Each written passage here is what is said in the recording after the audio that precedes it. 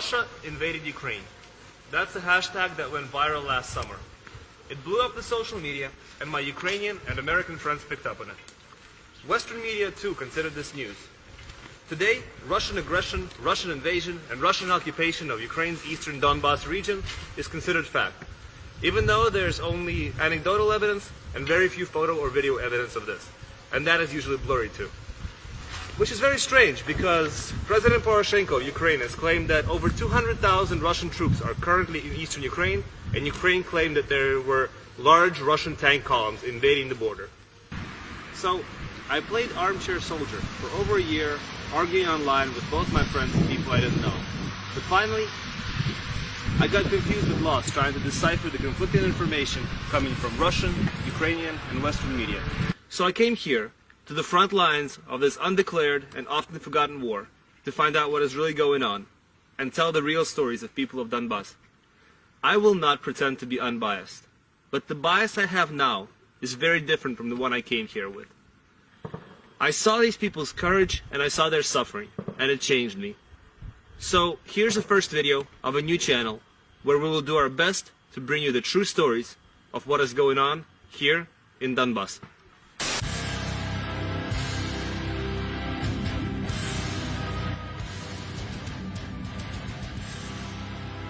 Stop.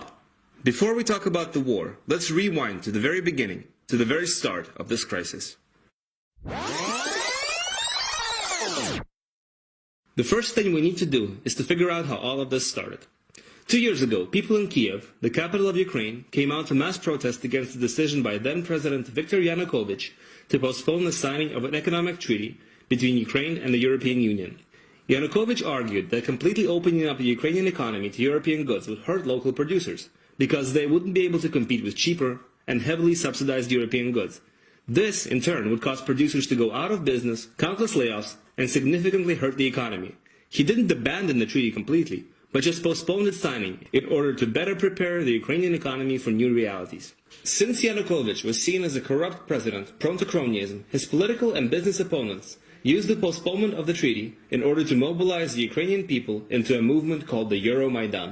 While the majority of protesters were initially peaceful, anti-Yanukovych oligarchs, who actually made their vast fortunes in corrupt schemes stealing from the people of Ukraine, now sponsored the movement for their own financial gain, also paid radical nationalists to battle the police, drawing peaceful protesters into the crossfire. Blood was spilled on both sides, many people tragically died, and the police and the government, in order to save lives, backed down. Thus, Yanukovych, the legitimate, constitutional, and democratically elected president, was overthrown in a nationalist coup, sponsored by the very same oligarchs who stole billions of dollars from the people of Ukraine. By the way, after overthrowing Yanukovych, the new leaders also postponed the signing of the treaty that would open up Ukraine to European goods, for the same reason, in order to better prepare the economy, just like Yanukovych wanted. Thus, the treaty was just a pretext used to mobilize the people to achieve the oligarchs' political and financial goals. Basically, to make some more cash. Western governments obviously wanted the Ukraine market to open up to their goods and to bring Ukraine into their orbit. And they didn't really care what pain it would cause to the Ukrainian economy and actively supported anti-government protests, both morally by coming to Kiev and financially. The US State Department admitted to having spent $5 billion of US taxpayers' money to help foster anti-government protests. And US Undersecretary of State Victoria Nuland, in her famous "Fuck the EU" intercept, discusses with the US ambassador in Ukraine which protest leader would hold what post in the future government. Now, just imagine this happening in the United States or Europe. Russia or China sponsoring anti-EU rallies in Greece or Spain, or anti-government rallies in the US for that matter, or Russian Foreign Ministry actively donating money to one political party, coming to their rallies, and then telling them who would run what ministry. It's complete nonsense, right? So after the nationalist coup in Kiev, the first act of the so-called revolutionary parliament was to repeal a law giving language rights to Russian speakers. Since the vast majority of southeast Ukraine is Russian-speaking, they came out to protest this, and to demand that the revolutionary central government respect their basic rights. They also wanted for Ukraine to become a federation. Many of the most prominent countries in the world are federations, where people have both local as well as federal elections. Brazil, India, Canada, Germany, and many others have federal forms of government. The United States, at the time of its creation, also had Federalist and Anti-Federalist parties. George Washington, as well as most founding fathers, were Federalists. But in Ukraine, the president in Kiev appoints governors to all the regions of Ukraine, and the people of the region don't have a say about it. Just imagine if somebody in Washington, D.C. appointed the governor of Arizona or Massachusetts. How happy would the people there be? Especially if the government in Washington was actively hostile and disrespectful to the people of that state. Obama appointing a hardcore left-wing liberal as governor of Texas. Or George Bush before him appointing a hardcore conservative to run California. Would the people not come out to protest this violation of their rights? Of course they would. However, despite hundreds of thousands of people in south and east Ukraine coming out to peaceful rallies calling for Ukraine to become a federation and to have guaranteed minority rights, the government in Kiev completely ignored their calls, branded them separatists and later terrorists, and refused to talk to them. And when some of the protesters occupied and peacefully held few government buildings, just like the protesters did during the Euromaidan in Kiev before, letting people come to work and go from work every day without really disrupting the work process, the central government, instead of trying to negotiate with the Federalists, declared the entire Donbas region a terrorist zone, started bombarding cities with heavy artillery and air force, destroying the local infrastructure, killing countless civilian, elderly, women and children. Obviously, when the death toll started to rise, and when the Ukrainian forces in cities that they held started acting like marauding occupational force, stealing from locals, abusing the citizens, kidnapping and even executing people who didn't disagree with the regime, or just kidnapping people for ransom, more and more people started to organize themselves in order to fight back. And the people of eastern industrial region of Donbas declared Donetsk Republic and Lugansk Republic, where the rights and freedoms of people would be respected. So after the republics were declared by local activists, both republics held democratic referendums with Western observers present, where locals overwhelmingly supported the creation of the new political entities. But they still didn't go as far as declaring independence, and still appealed to Kiev to negotiate the federalization of the country, where regions and people in various regions would have guaranteed rights.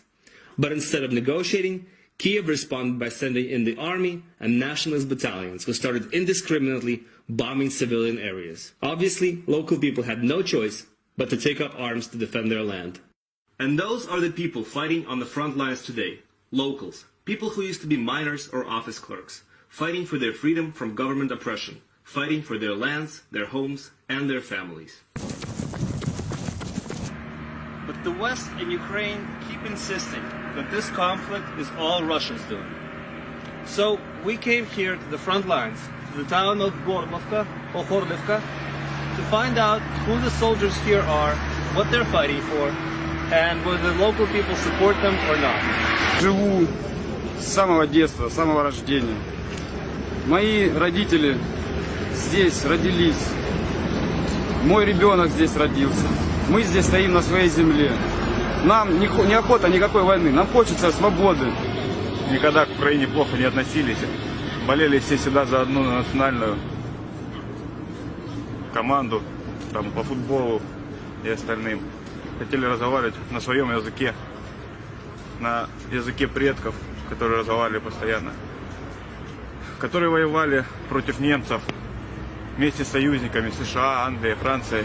I'm from Horlov. Russia, they help, but mostly it's moral support. There are Russian volunteers too, but we have volunteers from all over the world. From the England, Spain, Brazil and others. Great guys, we are thankful for them. We are fighting for our lands and homes. They can stay home, but they choose come and help us. Because we are fighting for truth. We are fighting to save our homes. Ukraine fighting to destroy them. That's why volunteers come and fighting for the truth. Да, местный город Горловка, улица 6, я живу на 5-м квартале. У моей мамы были свои 3 точки на центральном рынке, частный предприниматель. Вот. Училась вот в 65-й школе и ходила в 15-й садик. Нету здесь российской армии, здесь все местные жители, кто с Донецка, кто с Горловки, кто с Макеевки, кто с Янакиева, все свои. Нет, я не хочу воевать, я хочу, чтобы закончилась война, потому что у меня у самой 2 детей маленьких, они всю бомбежку просидели здесь, в Горловке, никуда не выезжая. У меня тоже маленький, 4 года ребенку, он раненый, как бы, да, куча осколков в нем. Как бы не мы в Киев пришли, они к нам пришли. Вот, поэтому мы взяли оружие. Понимаешь, поэтому не каждому приятно, когда разлетаются куски тела твоего близкого, брата, сестры. Мы поддерживаем ополчение, потому что то, что творится на той стороне, это ни в какие рамки не входит. Там творится беспредел, там насилуют людей, это мы знаем не с радио, а именно наши люди это говорят с той стороны. Жих мы не видели никого, чтобы кто-то там были какие-то войска или что у нас тут. Нету, все свои. Все знают, что нужно защищать. У каждого дети, у каждого там жены, все. Поэтому они идут. So, the people of Donbass are fighting for their rights and their freedoms. But what about the rest of Ukraine? What do they think about this war and about the people here in Donbass? May Day Barbecue. That was a popular joke about over 50 unarmed people burned alive in Odessa on the 2nd of May of 2014.